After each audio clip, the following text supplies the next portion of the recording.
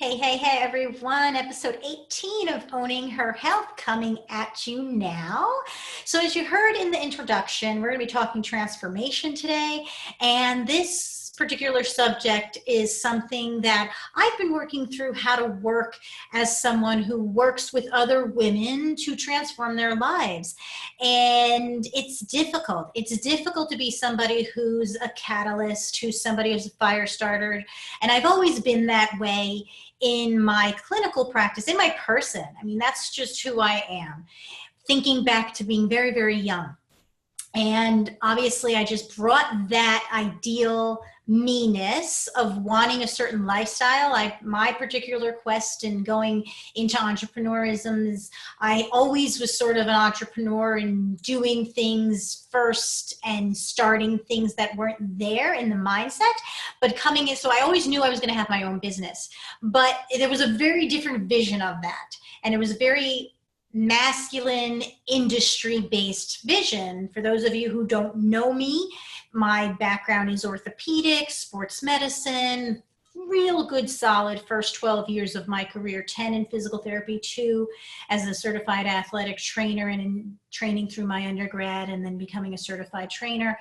Went right through that route, becoming a PT, ATC, adding on personal training certification to work more into the fitness, which is where I'd come from, dance, movement, fitness, bringing it all together with this belief system that the more and more letters that I went out and hunted for, the more valid I would be to one day open that clinic. That was my idea. And in my head, originally, that idea did not really work well with women having babies. I mean, every woman I knew that was a physical therapist either didn't have kids, wasn't married, or was pregnant and had kids and then went and abbreviated their career either by going and working in the hospital on weekends while they were home with the kids and their husband was working in the week, or they worked evenings so they could be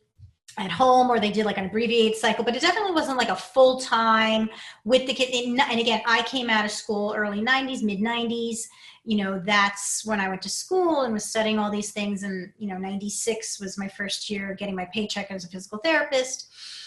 And that just, so when I was forming where my career was going to go, it very much looked like where I wanted to go, to be like the head of this like big sports therapy clinic, was going to require me to do so in a way where I'd have to do that first before I had my kids and where my kids were little, because the way I wanted to parent was not going to fit into that. And so I created my, after about 10 years of realizing, hey, this track is it just doesn't align with the way, and having my kids, earlier than I thought I was going to have them, not because they weren't planned, but because my mindset changed after I actually got married and realized what I wanted out of life.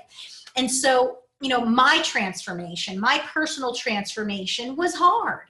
It was hard. It was hard going a certain route and having success to a lot of extent. I was very first at Hofstra University to get them an athletic training student award. First at, I was nominated for an award of high achieving something leadership award for student physical therapists, at Hunter College, and award for best RA at Hofstra University, and all that. So this is something I went through high school, youth, everything, all of this, go gather, go get, go achieve, go climb, and the transformation of realizing that, my gosh, I guess I really want to be a mom in the sense of how do I actually am around my kids kind of mom, was hard for me. It was a real splash in the face and a transformation into my feminine, and that conflict between all I knew. I mean, I definitely wasn't someone who you'd say didn't seem like, a girl, a woman. I mean, I wore makeup and I not that defines a woman, but I mean, there's some women that are more into the more feminine type of styling of, pinks and flowy, flowery dresses. And there's some that stay a little bit more A-line and more simple.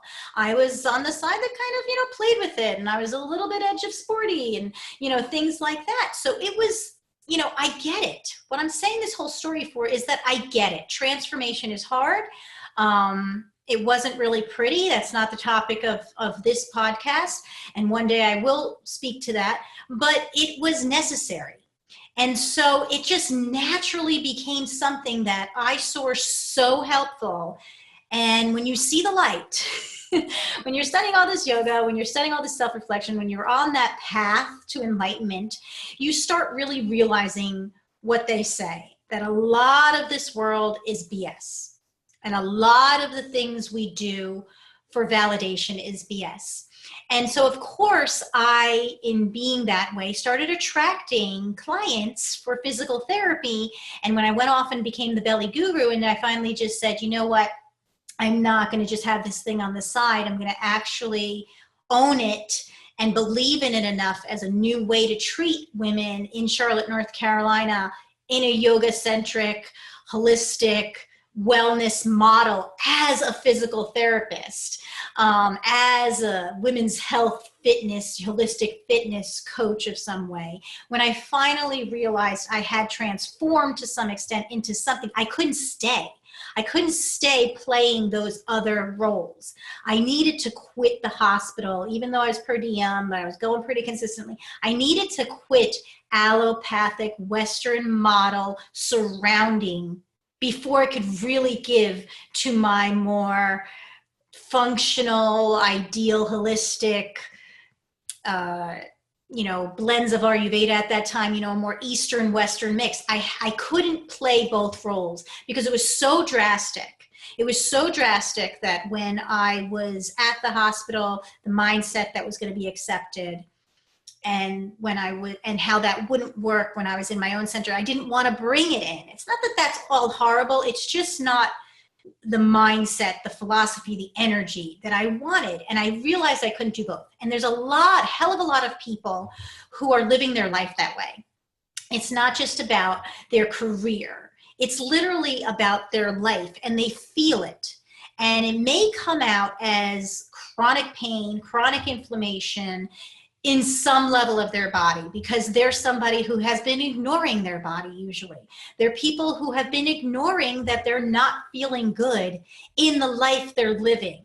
So those people who ignore that long enough, they usually don't stop until they can't live that lie anymore. And then it might be a marriage breakup, a death in the family, a death of their career, a loss of a job, something that really shakes them up to their core. But if they find someone, if they can find inspiration, whether it be their God, their guide, their friend, their spiritual books, their yoga practice, their walks in the woods, whatever, if they can connect, and each of those connections, if they can admit that it's no longer thy will, my will be done, and actually really admit it's thy, like saying that, thy will be done. And I don't care what religion you come from, the idea of that, you have that in somewhere ingrained in you, that there's this seeking, and when they can no longer deny it, things happen. Sometimes it's completely out of, things, it just gets shook up, okay? It gets shaken. The kids say shook. I have a 17-year-old, she says shook, so that's why I said it. It gets shaken up, and it gets thrown in your face. So why am I bringing that up? Where's my frustration as a health provider, as a women's health advocate? Well, my frustration happens, and what I would love if those of you listening to this could explain to me how I could best serve you, the ones at the cusp. I know enough now. I've spent enough years climbing that ladder of my own personal development to realize I am no longer for the woman who wants to stay in her victim role. And that may trigger some of you, and I'm sorry for that. But it's important, and I hope you would respect me as I respect you as a woman. That is fine. You're there. I was there. I was there for years. I was angry. I felt I deserved way better than the chaos I was brought up in. And it propelled me and it got me out of, maybe one path that I would have been miserable in, which, by the way, wasn't a destitute path. It was a destitute path. It was actually to be an orthopedic surgeon, and I'm pretty sure it would have been a damn good one. But I probably would be divorced right now, or never have gotten married, and I definitely wouldn't have the kids and be living how I'm living right now, a very freedom lifestyle, because it would have just been too many stakes in the fire, too much I had gone into that money-wise and effort-wise, and I just wouldn't have probably made some choices that I made. Not that I didn't make them the other way, but I gave myself a different freedom. And what I'm getting at is that I get it. I get how you want to be there, and I'm not disrespecting you. And all I'm saying is I ask you to respect your sister and me back, to say that some of us have put that away. We have put it away and have owned our circumstance. And while we may have been a victim at one time, we decide no longer to define ourselves that way. And you can no longer be in a circumstance as your problem that cannot be fixed, as the reason why you're so miserable, as the reason why you are poor, or as the reason why you are being treated a certain way. You can no longer have that be the reason why tomorrow will be like that, unless you decide that you remain a victim. But as soon as you say, I am a survivor, I am a thriver, I am someone who used to be a victim, as soon as you say that, you shift. And that's called transformation. And that's the stuff I'm talking about. So I get it. But what I don't get now is when I see people who spend a lot of money on things that want to sell you transformation. So that woman who goes off on that yoga retreat, or that person who, does quit their job and get another job because they're just like, I need something different, or does leave their husband and goes off and does another relationship and spends years with that person. And yet I see them, the same things, the same types of posts on Facebook, the same comments, the same cycles going on in their life. And they've started a new studies, or they've started a new, moved away. And it's like they want transformation and they're paying a lot of money for it. But then when they meet someone like me, who, by the way, they're attracted to, I really don't advertise and I put things out there because I want to start conversations, and I do want some things that I do really want to help people on. I want you to know about, and you're not going to know about it unless you probably know me or something that I'm doing, or me advertising. But, I guess it just seems that my students come. The women who are ready for me do come, and I help them. But there's this other level that I really am reaching out in, and that's why I'm doing it video and audio, this podcast number 18, because I will connect to some people more visually versus auditory. I want to know if you would help me out and give me some feedback as to why someone, if that's you, does that. Why do you invest only to a point? Do you hit a glass ceiling that is yours? Is it subconscious? Do you get to a point where you're seeing? Because I have a theory, and I am just wondering if that theory is correct. Because ultimately, if you want change, that means you need to be, one, willing to let go of what is. And so that's one of my theories. Are you so afraid to let go of what is? And again, I get it. Because right now, every single time you level up,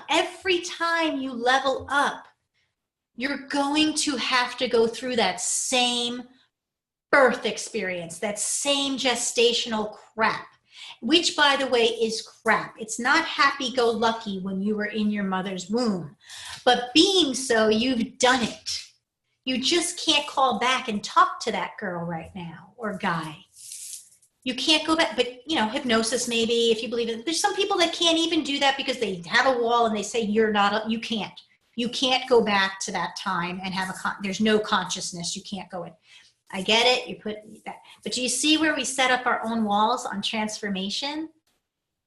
What if you just saw and just, instead of saying, I will never go get hypnotized and go there and see what comes out of it, I will, and I'll explore it myself. What if you didn't stop at, well, studies don't show that that's a valid thing and whatever, and so therefore I will not. You don't go explore it for yourself, which would be your truth, right? Because that's the ultimate thing. You can't just go buy a book. You can't just go buy a book, which is my second thought. If you're not scared to let go, is it that you're so much wanting it to be external and in a book and logical and like make sense to you first? That unless it makes complete logic to you, you will refuse to believe it's a possibility and therefore you can never have it?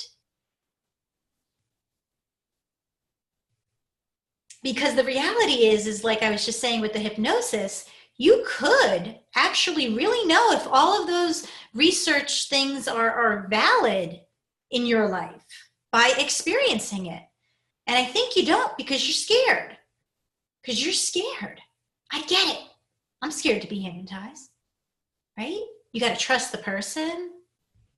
You got to, they say you can't be hypnotized unless you're really willing. And if I'm going to go do that to like deeply explore something, I want to get my money's worth. I want to be deeply willing. So I have to let go of that. I have to feel like that trusted person. I don't know enough hypnotists. I got to start talking to hypnotists. I have to start knowing them as people. I got to know how they studied and their passion for it. And the same way somebody has to come to me as a physical therapist, because believe it or not, that feels foreign to them too and scary to them too. Even though there's more research studies that Harvard works with or something like that. But there's like Harvard psychologists that work with hypnosis too. You got to go meet them. So that's my question. Is transformation scary for you? Because, you put that ceiling in. Is there fear? That you'll do things that other people did. Going on a retreat is great because you saw Janie went on it and you're going to be there with 10 other people and you can all kind of have a shared experience. It won't actually be just your experience. And so therefore you can kind of like step back from whatever stuff's coming up, because it just seems to me that people just really don't want to change. And again, I get it. And the reason I say it is because I was one of those people who was unconscious to that.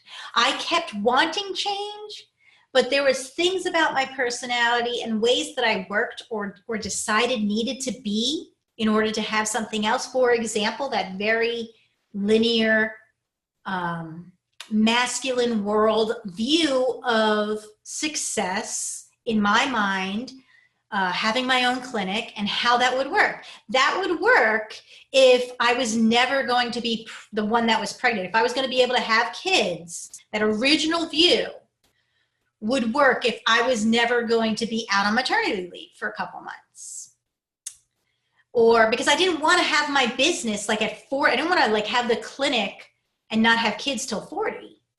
Because I had a clear thought in my mind that I want to be like out into that next phase of life in my 50s. I don't want to be too old before I'm like, how is it living when the kids are adults, young adults?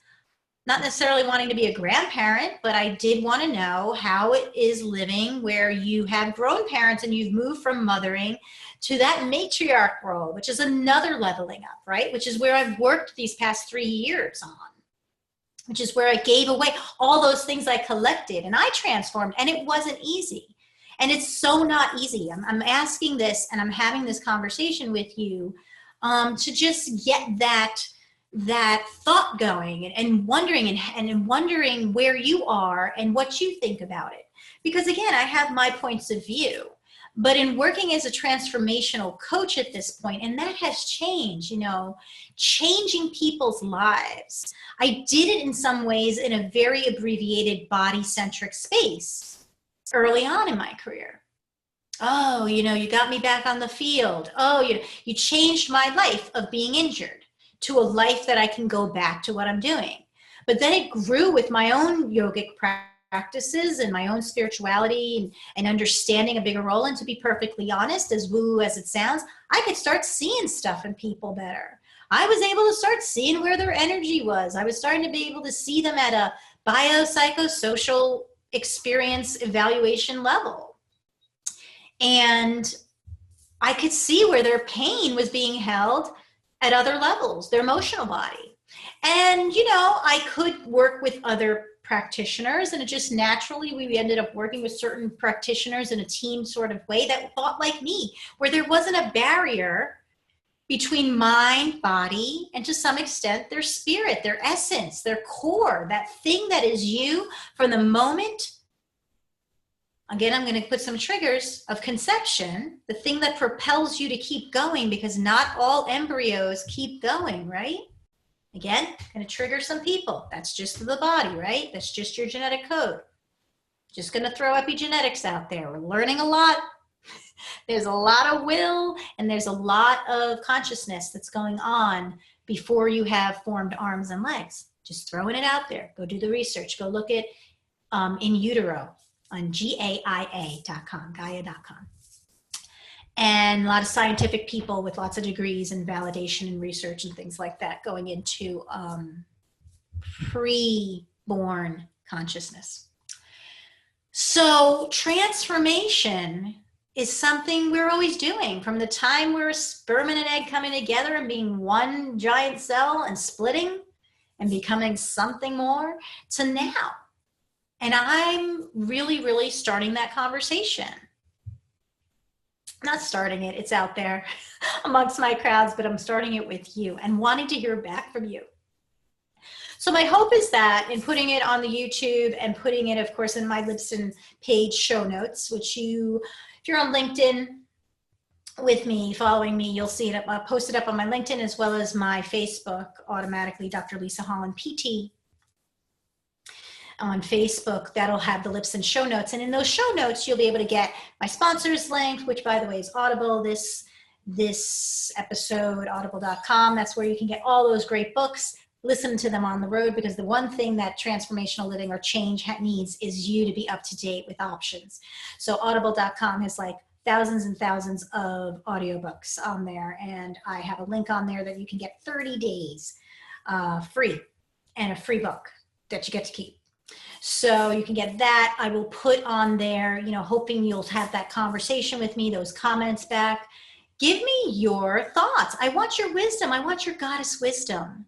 I can come out here and just talk to you, but I'm hoping that I'm getting you to at least journal or to ask those questions amongst yourself. How could I bring transformation more easy into my life? How can I do that? How have you done that? How have you made changes that were big radical changes?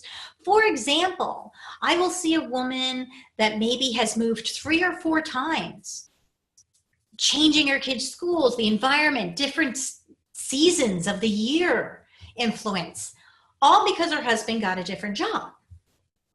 And yet when I say, let's transform now your body, or your lifestyle, like your stress style, the things you need to do, they're so hooked on that chaos, because it was chaos doing that when they're settled, they're not comfortable. They're not comfortable. They're sitting on the couch, having prayed for months that it would just like calm down, or having told everybody, when I get to Texas and things are settled, we'll chat, we'll have tea. And then it never happens because things are never settled. Because that they don't do the transformation. And I know that's hard to understand how that's different from change, because change is always happening and you have to react, and that's life. But it's different because personal transformation is yours. It's not for other people. It's not you dealing with other people's changes and making the best of it and making grounding from that and doing that. This is you. This is you ripping into your own nut shell This is you bringing forth your own embryo, your own life. This is you digging down into your own roots, which makes it super scary, which is why it's so transformational, right? It makes it super scary because you really can't blame. You really can't blame. You can also not ignore the feelings that come up. And you can, you can go divert yourself into somebody else's chaos, something else that happened and something you have to do for someone else instead of face it. You can go into your phone when you're sitting there quietly. That's one thing I want everybody to do, to kind of get a feel of what I'm talking about, embody what I'm talking about here. Because I know that when you're listening to the podcast, it can seem like some ideas and maybe even a little woo-woo and some conceptual, visual kind of things. But the way to bring it home is, I want you to notice how many times you go and grab for your phone when you're someplace alone and you think other people are sort of like judging you or wondering why you're alone. They're not wondering why you're alone. You're wondering why you're alone for a moment. And there may be a very good reason, like you were going someplace on the train and nobody else wanted to go or whatever. But maybe maybe there's unresolved. You're unresolved about that. Maybe you really wanted your husband or wife to go, or your girlfriend or your daughter or son, or maybe there was chaos before you left and you have to settle that down. And it becomes self-soothing. Scanning yourself on your phone now for a half hour is just another form of you when you used to suck your thumb. Grabbing for a bottle of wine or getting a glass of wine immediately when you go to a friend's house for a get-together is just the same as when you would run up to your mom or dad and kind of hang out with them a little bit till you felt safe enough to go off on your own in the party. And so if we want to get rid of those patterns, if we want to really emerge and step up our game, because that's what transformation is. Transformation is really, it's really easy when you're stepping back into old habits that you let go of. They don't feel like transformation. They don't feel like change. Yet everyone who knows when they went and did an exercise routine really well and were motivated and lost 10, 15 pounds, or really worked at changing their life and they moved and they got a new marriage and you know what that was. And when all of a sudden you're back with those 10 pounds and you're just as stressed as you were at that last job that you swore was the job, not actually you. It's really uncomfortable because you didn't even, right? It was like effortless. Well, what I'm saying is that if you're with the right guide, if you're with the right support system, if you've prepared yourself, if you're willing, if you're truly willing, going the other way can be that ease as well. Because there was stress there that when it's something new, it's uncomfortable.